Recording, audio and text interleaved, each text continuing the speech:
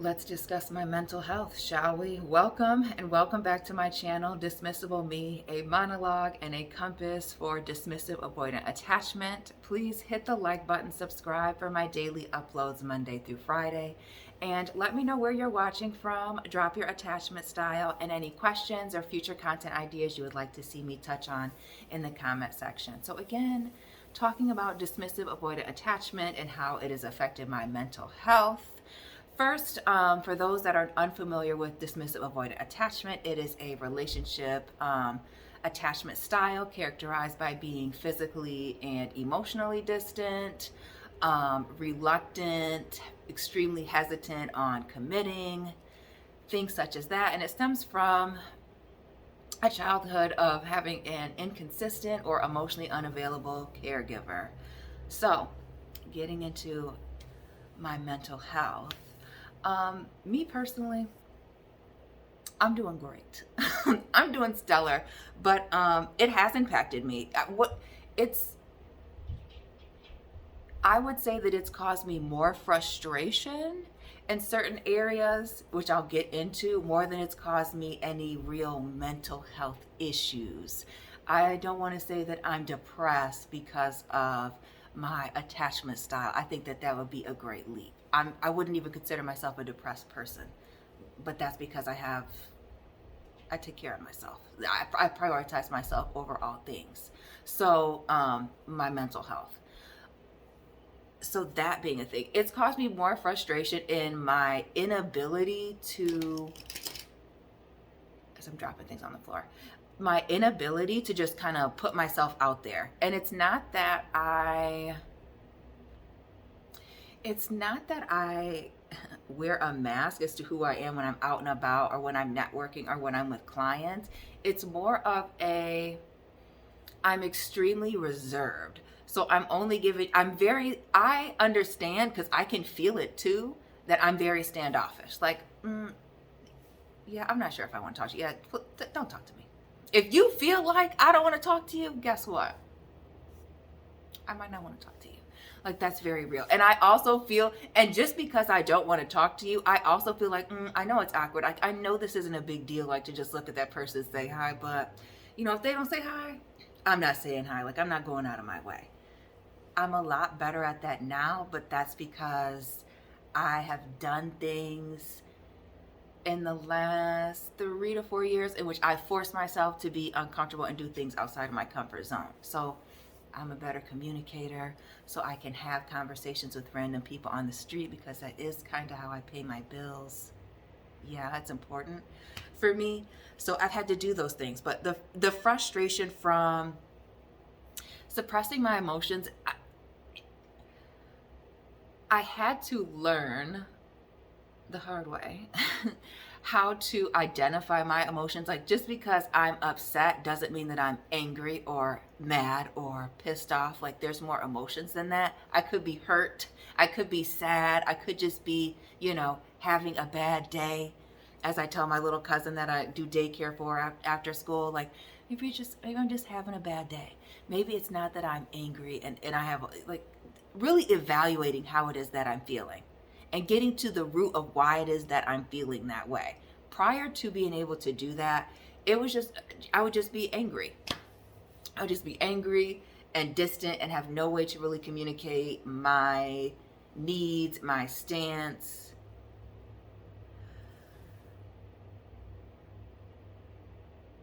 Or even when it came to, sorry, as I'm looking down, I have notes, bullet points. Reinforcing my boundaries, especially when I was younger, I struggle with that. And so then I would be even more angry. As I got older, in my mid-20s, struggling with my boundaries was not an issue. I may have too many boundaries in place. That might be the thing, possibly. But yeah, enforcing my boundaries, to me, it just seems like it's been more of a constant source of frustration than anything else. I feel like people want a reason to be depressed. They want a reason to be sad. They want a reason to have a reason to have a reason for something to be going wrong. I can't say that this is that. I can say that this has hindered me in my relationships, not being able to open up to people as people want. When they open up to you, they expect you to open up and give to them and show equal parts of yourself. And I just can't do that. Or more often than not, excuse me, I got to be careful about the way that I speak. More often than not,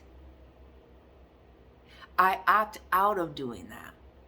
I opt out of doing what I need to do that is uncomfortable because I'm very comfortable where I'm currently at.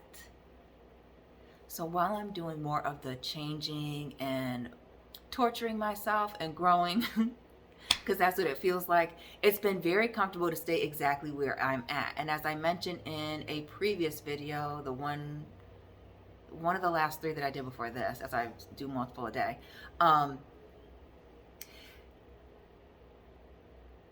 as I mentioned previously, a lot of the things that I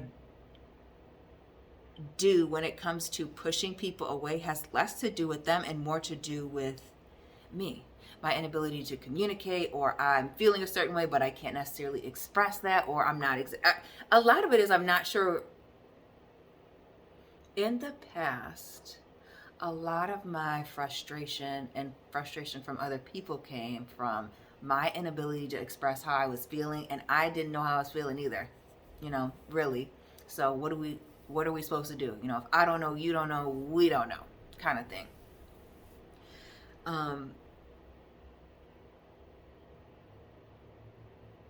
I think the fear of vulnerability more than commitment, I really think is the root of like that's hindered everything. My friendship relationships as well as like romantic and other things. Cause it's just tough to like put yourself out there. And and that is not even, I wouldn't say it's tough for me now, but like the maintaining part, like I can make new acquaintances and meet new people every day. Like that's not a problem for me at all. Especially as I have better communication skills, it's a lot easier. Where I struggle is after I'm making the contact and I have a good rapport with you, once you start a friendship with me, you want to hang out, you want to get together, I'm going to say yes. I'm going to say yes almost 100% of the time, as long as I don't have something else going on that I already know for sure I'm locked in on, right? Because like I'll go out and do things. I keep to myself for the most part, but I'm not... I don't have a big forehead, but this makes me really self-conscious about my forehead. So I keep pulling it down. Forgive me for that. I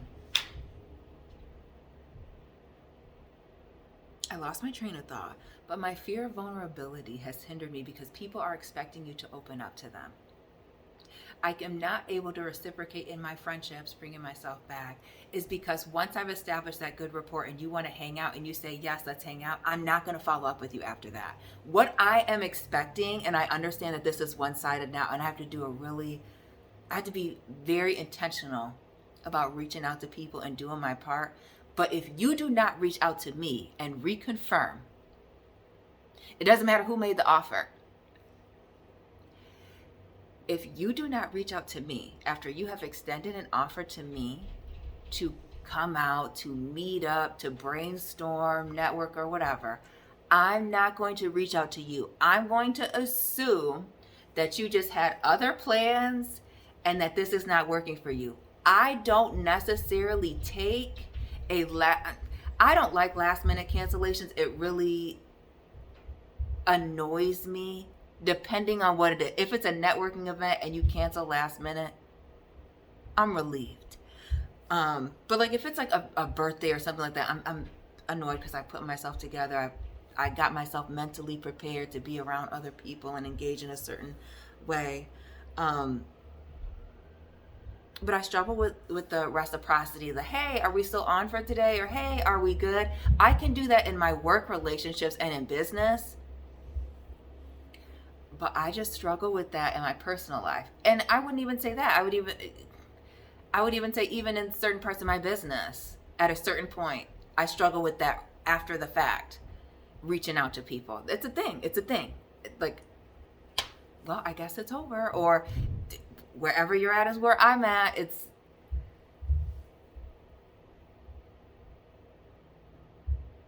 like I only invest so far. Like, okay, we're here. Like, if you're still interested, I'm not going to force myself on you. Like, you'll just come to me. And I have to know, and I have to be aware, and I have to make a conscious effort when somebody extends an offer to me to be reaching out to them and, hey, are we still on? Because I expect people to do that for me. I don't know why I expect people to chase me, because as I'm saying it out loud, I'm like, why am I expecting people to chase me? But in my mind, it's not chasing. In my mind, it's been, I don't know, I don't think I ever thought about it. I was just moving around. Just moving around and not thinking about it, just doing things. But now, I do kind of expect people to I do kind of expect people to chase me, and that has clearly been problematic. Now that I'm looking at it from that perspective, it's been chasing, whereas I just thought I'm just dropping the ball. It's just not being reciprocated. I'm asking people to definitely chase me down and see what's going on with me. I also have, with the struggling to make deep connections, I wouldn't say that I don't trust a lot of people, but the people that I do trust, I trust very deeply. Like, if you are my friend, if I allow you to become close to me, if I am in a relationship with you, and I'm willing to say that I'm in a relationship with you, I really value that relationship, and I do a lot to pour into those relationships. So my friends, they hear from me. I reach out to them, they reach out to me, and while my best friend has been a much better communicator and better at reaching out even while maintaining a family of 4, and I'm just a single person. Might be why she's a family of 4 and I'm a single person. But yeah. It has been an absolute struggle. My reciprocating, me being my reciprocating end of the relationship, I'm kind of dropping the ball. And that's me just, in my mind, it's me not putting pressure on the other person. It's not really supposed to be me dropping the ball or being nonchalant or not caring. It's just me like, okay, no pressure. Because I'm not going to apply any pressure at all unless I'm very interested, and I'm very rarely very interested. And I've noticed is even when I'm really interested and I think that I'm doing a lot, and I know that I'm really not, because I'm super laid back and I'm, come on, a little too prideful for that. Even then I'm getting clocked as distant, and I'm like, dang, my dysfunction was still showing? What the heck? So even when I really like people, I'm still distant. There's still something. And even in my mind, I know that I'm not fully in there. Again, I don't misrepresent myself in any way. It's still me. It's just a very...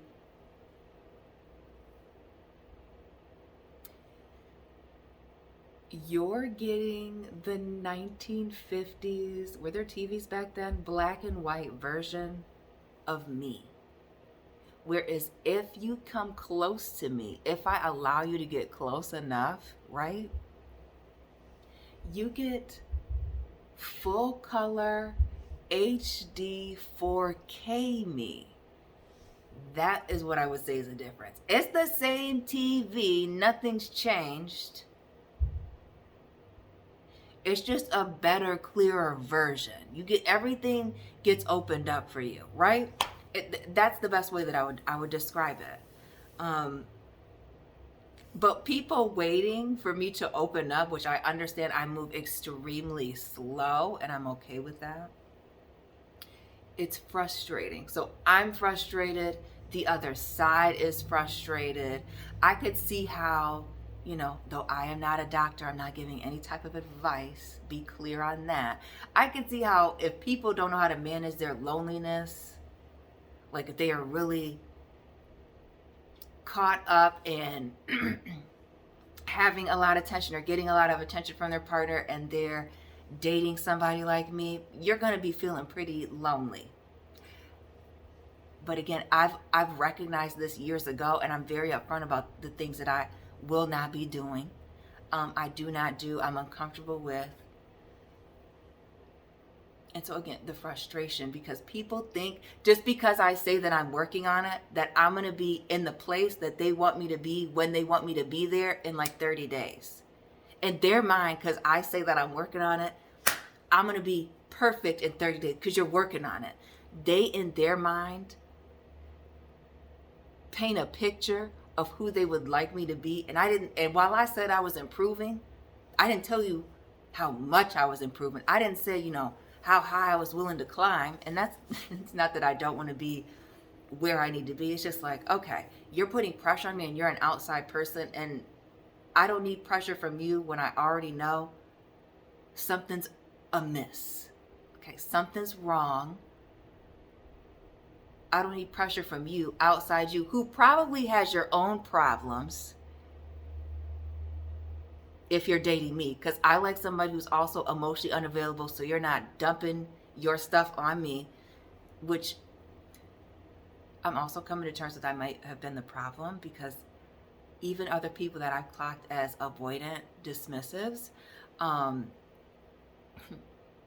they'll be asking me for more or trying to make me jealous or doing little things. So, it's me that's definitely very distant, but what am I to do when you're trying to make me jealous? What am I doing you making me feel unsafe and acting a fool? You want me to move all fast with you? You need to slow down, buddy. Slow it all the way down. And so it's caused more frustration than it has depression, any other ideology. Like, stop looking for an excuse to pay somebody that you don't need to pay some money, and take pills and medications you don't need to take when you need to be working out.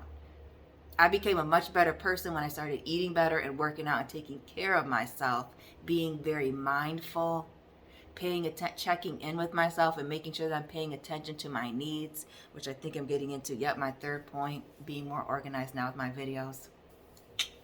And understanding and making sure that I'm self-reflecting. So not just at the end of the day and hyper fixating on all the things that I constantly was doing wrong all day. Like, I just let that go, that I just be fucking shit up all day long. And so then now at the end of the day, I just reflect and make sure that I'm better than the next. That was the whole thing, trying to be a perfectionist, and I'm just not that. I've just let that go. I don't even worry about it. Just move on, fix it, be better. But I have to self-reflect and go, okay, so that was bad. Don't like that behavior. May or may not ever speak to this person again or go back to this place, engage in this behavior. But how did I get there? Not what did they do to me? How did I get there? Not just that I drove the car. What were the conversations that I had in the first place? Were there red flags? And did I miss them? Were there red flags and I decided to ignore them? Were there no red flags and I totally got bamboozled because I was moving too fast? These are things that I had to figure out. Was I lacking empathy? Because as I mentioned in the very last video, I know that for sure. It just dawned on me recently that I was lacking empathy. I thought I was just somebody who believed in tough love. And then, I was thinking about it on camera, and I'm like, how come every situation calls for tough love? If the person's under 18, it's tough love. It's time for them to toughen up. Time to keep it real. Just got to move on. Shake it off. As my goddaughter is always singing, she's a little Swiftie at 3. So annoying. Couldn't date Taylor Swift. She's too freaking needy. You and your plane need to park it and give me some space. But yeah, being mindful, self-reflecting. I'm also somebody who I lean on my best friend, who I think is a secure person. Totally secure. I lean on her for feedback. Like, I'll tell her about a situation, and because I can tell this person about the absolute worst parts of me, she can give me honest feedback, and I take that feedback and I'm able to receive the criticism because it is constructive and out of love, and I can apply it in other places and other people that really know me, like my grandparents that might be judging a little bit or a lot, but they'll still give me good advice and we can all move past it. So those are the things that have helped me. And then also I forced myself to do things outside of my comfort zone, being vulnerable and things like that. I guess I can get into that in another video, but I'm going to end this here because I feel like I'm rambling at this point. So family, other avoidants, let me know what resonated for you. Let me know what helped you. For the people that are non-avoidants, drop your attachment style down below. Let me know where you are watching from. Questions, other content ideas, drop them down below. And family, I'll be tapping in with you soon. Keep it real.